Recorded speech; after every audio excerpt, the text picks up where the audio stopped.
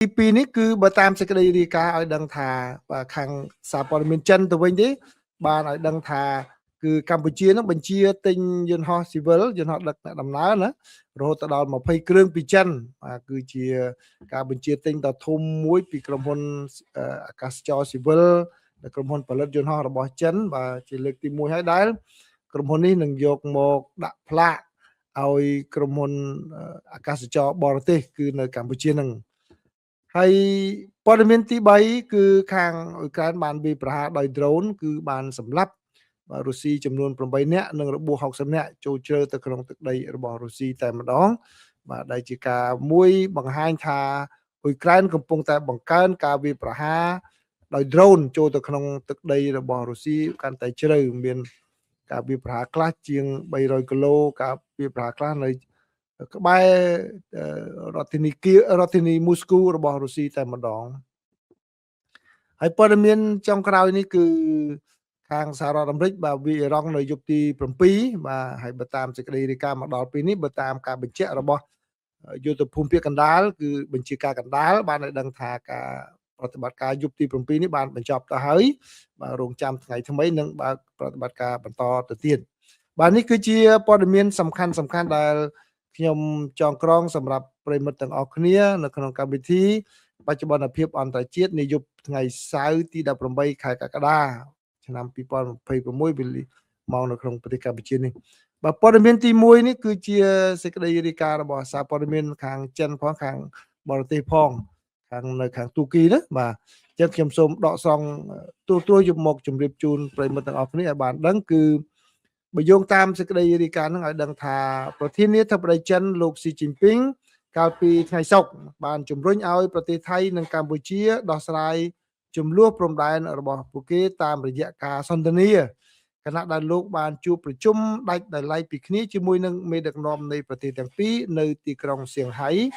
ដែលជាកិច្ចពិភាក្សាលើកដំបូងចាប់តាំងពីការប៉ះទង្គិចគ្នាដ៏សាហាវបានផ្ទុះឡើងកាលពីឆ្នាំមុននាយករដ្ឋមន្ត្រីថៃលោកអនុทิនឆាន់វីរគុលនិងនាយករដ្ឋមន្ត្រីកម្ពុជាលោកហ៊ុនម៉ាណែតបានអញ្ជើញទៅទីក្រុងសៀងហៃដើម្បីចូលរួមសន្និសីទបញ្ញាសិប្បនិម្មិត AI ពិភពលោកឆ្នាំ2026និងកិច្ចប្រជុំកម្រិតខ្ពស់ស្ដីពីអភិបាលកិច្ច AI សកលរួមជាមួយនឹងដំណើរទស្សនកិច្ចផ្លូវការទៅកាន់ប្រទេសចិនក្នុងអំឡុងពេលនៃកិច្ចពិភាក្សាជាមួយនឹងលោកអនុทิនលោកស៊ីបានអំពាវនាវឲ្យមានទំនុកចិត្តនឹងកិច្ចសហប្រតិបត្តិការជាយុទ្ធសាស្ត្រកាន់តែខ្លាំងឡើងរវាងប្រទេសចិននិងប្រទេសថៃដោយលោកមានប្រសាសន៍ថាប្រទេសទាំងពីរគួរតែធ្វើការរួមគ្នាដើម្បីដោះស្រាយបញ្ហាប្រឈមរួមគ្នានិងលើកកម្ពស់សន្តិភាពស្ថិរភាពនិងការអភិវឌ្ឍក្នុងតំបន់នេះបើយោងតាមក្រសួងការបរទេសចិនលោកស៊ីបាននិយាយថាការដោះស្រាយចំនួនព្រំដែនថៃកម្ពុជាដោយសន្តិវិធីគឺជាផលប្រយោជន៍រួមនិងយូរអង្វែងផងដែររបស់ប្រទេសទាំងពីរហើយបានសម្ដែងក្តីសង្ឃឹមថាមេដឹកនាំទាំងពីរនឹងដោះស្រាយភាពខុសគ្នារបស់ពួកគេតាមរយៈការសន្ទនានិងការពិគ្រោះយោបល់លោកបានមានប្រសាសន៍ថាប្រទេសចិនមានឆន្ទៈបន្តដើរតួនាទីស្ថាបនាក្នុងរឿងនេះលោកអនុទានបានមានប្រសាសន៍ថាប្រទេសថៃបានបដិញ្ញាចិត្តក្នុងការពង្រឹងទំនាក់ទំនងជាមួយប្រទេសចិនដោយពង្រីកកិច្ចសហប្រតិបត្តិការក្នុងវិស័យពាណិជ្ជកម្មការវិនិយោគបច្ចេកវិទ្យាជាន់ខ្ពស់ការតភ្ជាប់ការប្រយុទ្ធប្រឆាំងនឹងការបោកប្រាស់អនឡាញនិងទូរគមនាគមន៍និងអភិបាលកិច្ចបញ្ញាសិប្បនិម្មិតលោកក៏បានមានប្រសាសន៍ផងដែរថាទីក្រុងបាងកកនៅតែបដិញ្ញាចិត្តក្នុងការស្វែងរកដំណោះស្រាយដោយសន្តិវិធីក្នុងចំនួនជាមួយនឹងកម្ពុជាក្នុងជំនួបដាច់ដោយឡែកជាមួយនឹងលោកហ៊ុនម៉ាណែតលោកស៊ីបានអំពាវនាវឲ្យមានការសម្របសម្រួលជាយុទ្ធសាស្ត្រកាន់តែជិតស្និទ្ធនិងកិច្ចសហប្រតិបត្តិការកាន់តែរឹងមាំក្រោមក្របខ័ណ្ឌ Diamond Hexagon ចិនកម្ពុជាលោកក៏បានជំរុញឲ្យមានកិច្ចសហប្រតិបត្តិការកាន់តែខ្លាំងប្រឆាំងនឹងឧក្រិដ្ឋកម្មឆ្លងដែនរួមទាំងការឆបោកតាមអនឡាញផងដែរលោកស៊ីបានមានប្រសាសន៍ថាការពង្រឹងបទច្បាញ់រវាងកម្ពុជានិងថៃនឹងការកសាងទំនុកចិត្តគ្នាទៅវិញទៅមកបន្តិចម្ដងគឺជាផលប្រយោជន៍ជាមូលដ្ឋាននិងយូរអង្វែងរបស់ប្រទេសទាំងពីរលោកបានបញ្ជាក់ជាថ្មីអំពីការគាំទ្ររបស់ប្រទេសចិន ចំពោះការដោះស្រាយចំនួនតាមរយៈការសន្ទនានិងការចរចាឲ្យបាននិយាយថាទីក្រុងប៉េកាំងមានឆន្ទៈក្នុងការបន្តដើរតួនាទីស្ថាបនា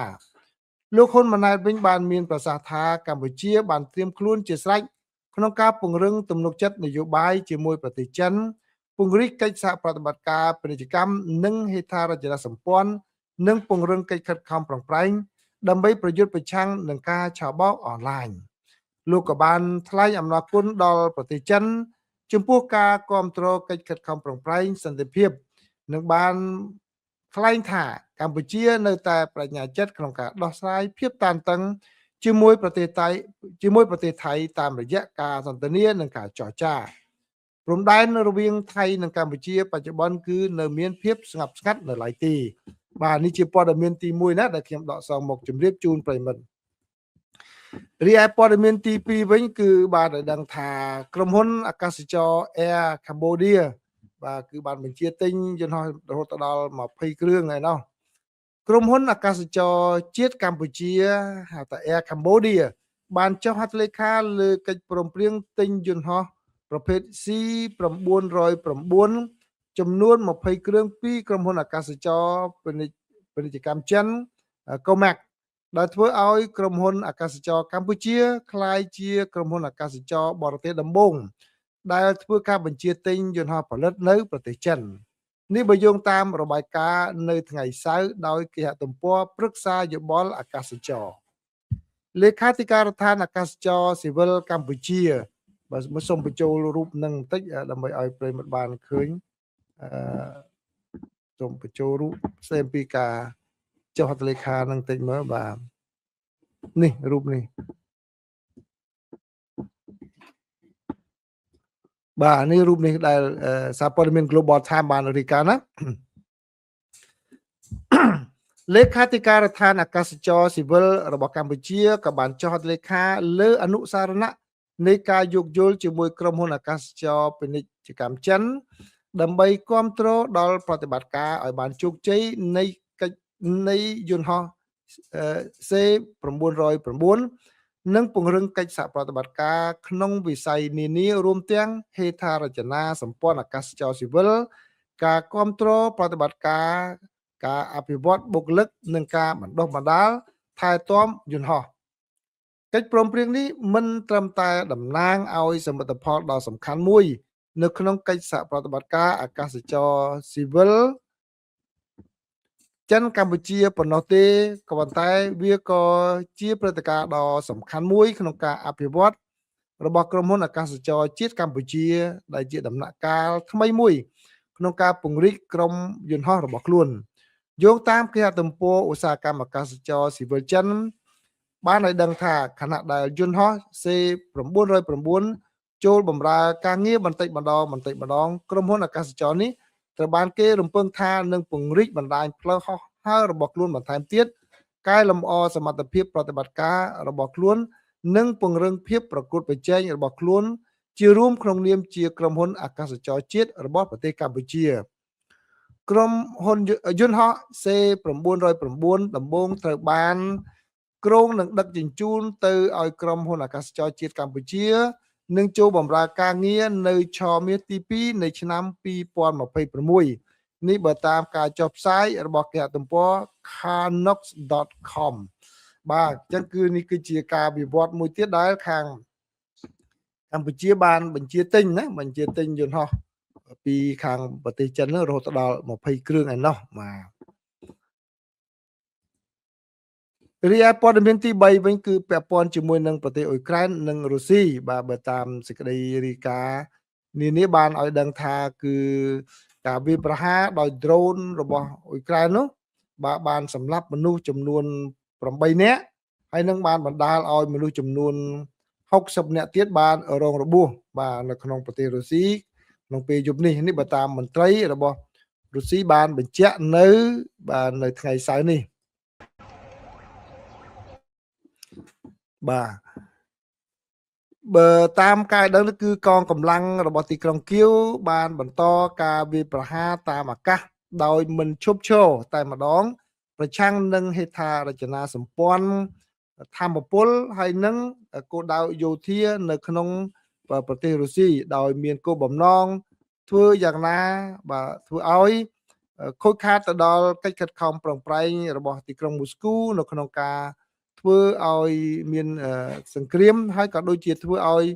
មានផលប៉ះពាល់ទៅដល់ខាងប្រទេសរុស្ស៊ីផងដែរឲ្យដឹងថាតើរសជាតិនៃការដែលវាមានក្រំឡាំងបញ្ជាទាហានចូលឈ្លានពានប្រទេសអ៊ុយក្រែនដែលចូលមកដល់ឆ្នាំទី5ទៅហើយនេះតើវាមានន័យអត្ថន័យយ៉ាងណាបាទគឺតាមការឲ្យដឹងគឺមានខាងឃ្លាំងរបស់រុស្ស៊ីសំខាន់ចំនួន2បានទៅបានវាប្រហារចំដែលឃ្លាំងនោះគឺជាកន្លែងលក់ផ្គត់ផ្គង់ទំនិញទៅហាងលក់ទំនិញរាយបាទហើយទៅបានវាចំបាទហើយក៏ drone ហ្នឹងក៏បានវាប្រហារចំកន្លែងផ្សេងទៀតផងដែរនេះបើយោងតាមការបញ្ជាក់របស់ខាងមន្ត្រីរបស់រុស្ស៊ី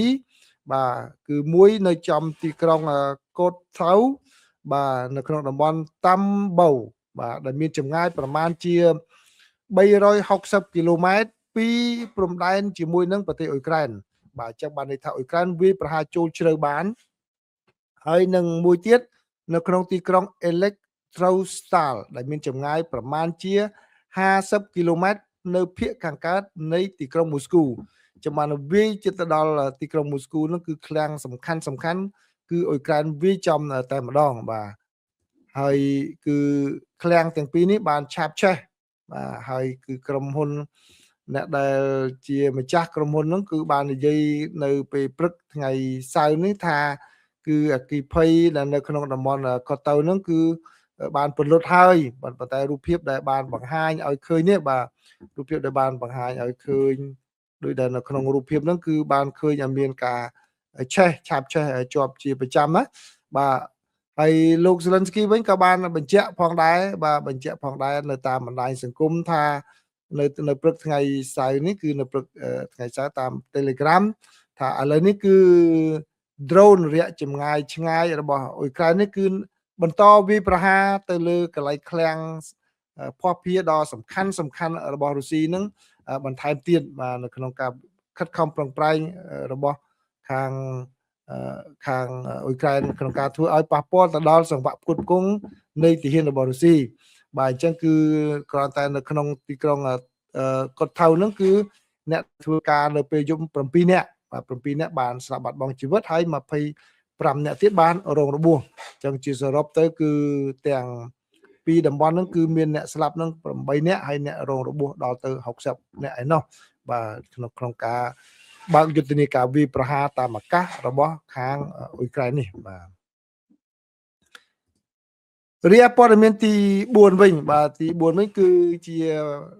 ការធ្វើបច្ចុប្បន្នភាពនៃសង្គ្រាមរបស់សហរដ្ឋអាមេរិកនៅក្នុងប្រទេសអ៊ីរ៉ង់បើតាមការបញ្ជាក់ដោយយោធភូមិភាគកណ្ដាលឬក៏ហៅថាបញ្ជាការកណ្ដាលរបស់សហរដ្ឋអាមេរិកបានឲ្យដឹងថាគឺកងកម្លាំងរបស់សហរដ្ឋអាមេរិកបានបញ្ចប់នៅការវាយប្រហារទាំងយប់ទី7ហើយនៅកាលពីថ្ងៃទី17វេលាម៉ោង 9:30 នាទីយប់បាទដែលម៉ោងនៅខាងសហរដ្ឋអាមេរិកនេះណាបាទគឺជាការមួយខិតខំវាយប្រហារបាទខិតខំវាយប្រហារទៅលើគោលដៅនានាបាទទៅលើគោលដៅនានានៅក្នុងប្រទេសអ៊ីរ៉ង់បាទដែលក្នុងនោះគឺមានការវាយប្រហារចំកន្លែងការដ្ឋានឃ្លាំមើលមានកន្លែងឃ្លាំងផ្ទុកសម្ភារៈយោធាហើយនឹងហេដ្ឋារចនាសម្ព័ន្ធផ្សេងក៏ដូចជាឃ្លាំងស្តុកអាវុធនៅក្រោមដីផងដែរបាទនេះបើតាមការបញ្ជាក់របស់ខាងសហរដ្ឋអាមេរិកណាបាទហើយសហរដ្ឋអាមេរិកគឺមានប្រើប្រាស់នៅយន្តហោះចម្បាំងបាទមានប្រើ drone តាមអាកាសហើយនឹងនាវាចម្បាំងផងដែរជាការបន្ថែម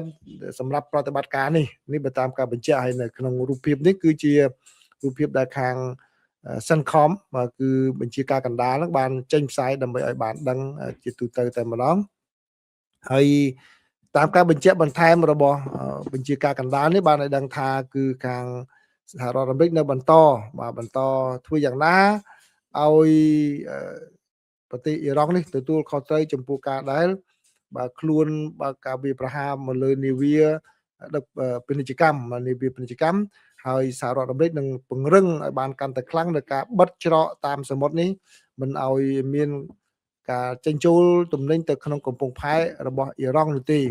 bà hơi hàng xả rõ đầm nâng các bạn ấy đang phong đại tham miền thì hiền rồi bỏ xả rõ đầm nângประมาณchia 50 เนี่ยជាង 50 เนี่ยបាទចូលរួមនៅក្នុងប្រតិបត្តិការនៅទូទាំងតំបន់មជ្ឈមបូព៌ាហើយពួកគេគឺមានការត្រៀមប្រុងប្រយ័ត្នជាប់ជានិច្ចបាទហើយត្រៀមកម្លាំងវាយឲ្យបានផងដែរបាទនេះបើតាមការបញ្ជាក់របស់ខាងសហរដ្ឋអាមេរិកណាបាទហើយគឺសហរដ្ឋអាមេរិកបានឲ្យដឹងថាបាទសំទោហើយបើខាងពីខាងអ៊ីរ៉ង់វិញក៏បានឲ្យដឹងថាការវាយប្រហាររបស់សហរដ្ឋអាមេរិកគឺមានចំទៅលើស្ពានហើយនឹងហេដ្ឋារចនាសម្ព័ន្ធស៊ីវិលហើយខាងអ៊ីរ៉ង់នេះក៏បានវាយប្រហារតបវិញគឺចំរោងចក្រចម្រាញ់ទឹកសមុទ្រឲ្យខ្លាយទៅជាទឹកសុទ្ធហ្នឹងបាទរបស់ខាងប្រទេសដែលជាសម្ព័ន្ធមិត្តរបស់សហរដ្ឋអាមេរិកផងដែរហើយក្នុងពេលនោះក៏មានព័ត៌មានបាទព័ត៌មានដែលខាងសហរដ្ឋអាមេរិកបានបញ្ជាក់ឲ្យដឹងគឺខាងអ៊ីរ៉ង់បាទខាងអ៊ីរ៉ង់គាត់ខិតខំផ្សាយព័ត៌មានคล้ายៗមួយចំនួនដែលថាគាត់បានបាញ់បាទគាត់បានបាញ់ទីហ៊ានរបស់ខាងអ៊ីរ៉ង់នោះបានបាញ់ឆេះនៅបាទនាវាដឹកប្រេងចំនួន2ហើយបានផ្ទុះនៅក្នុងច្រកសមុទ្រ Hormuz បាទដោយសារតែនាវាទាំងនោះគឺបាទមកចំបាទមកចំមីនមិនមែនគាត់បាញ់ទេគឺមកបុកចំមីនហើយក៏ផ្ទុះឆេះក៏ប៉ុន្តែខាងបញ្ជាការកណ្ដាលរបស់សហរដ្ឋអាមេរិកវិញបានបញ្ជាក់ថារឿងនេះគឺជារឿងមិនពិតទេអត់មានពិតទេការអះអាងហ្នឹងគឺមិនពិតទេបាទអញ្ចឹងគឺគាត់បានផ្ទៀងផ្ទាត់អត់បានពិតទេណាបាទចឹងនេះគឺជាព័ត៌មានសំខាន់ដែលខ្ញុំចងក្រងជូនប្រិយមិត្តទាំងអស់គ្នានៅក្នុងកម្មវិធីបច្ចុប្បន្នភាពអន្តរជាតិណានៅថ្ងៃនេះបាទការពិតទៅមានទាំងរឿងសហរដ្ឋអាមេរិកផងដែរដើម្បីជូនបច្ចុប្បន្នភាពឲ្យបានដល់ប្រិយមិត្តបាទសូមអរគុណប្រិយមិត្តដែលចូលមកដើម្បីទទួលយកព័ត៌មាននេះបាទសូមជម្រាបលាបាទលើសូមមុននឹងជម្រាបលានេះគឺសូមបាទជម្រាបសួរ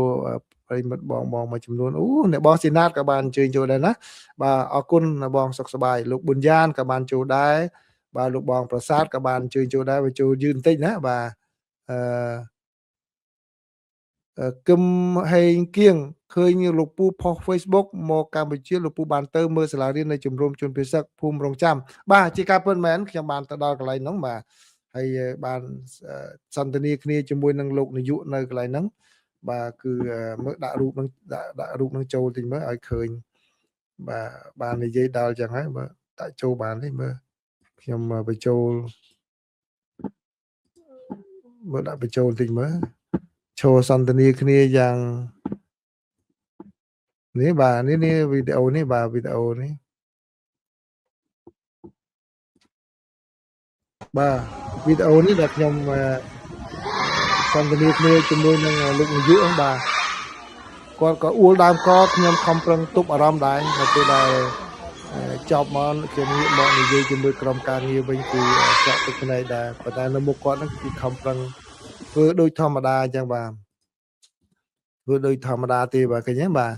នេះលោកនាយកអូមើលប្រិមិត្តឃើញទេឃើញតុកធ្វើការរបស់គាត់ទេតុកធ្វើការរបស់គាត់គឺនៅក្រៅថ្នាក់រៀនណាបាទគាត់សុកចិត្តទុកហ្នឹងមានកុំព្យូទ័រមាន printer ក៏ដាក់លើហ្នឹង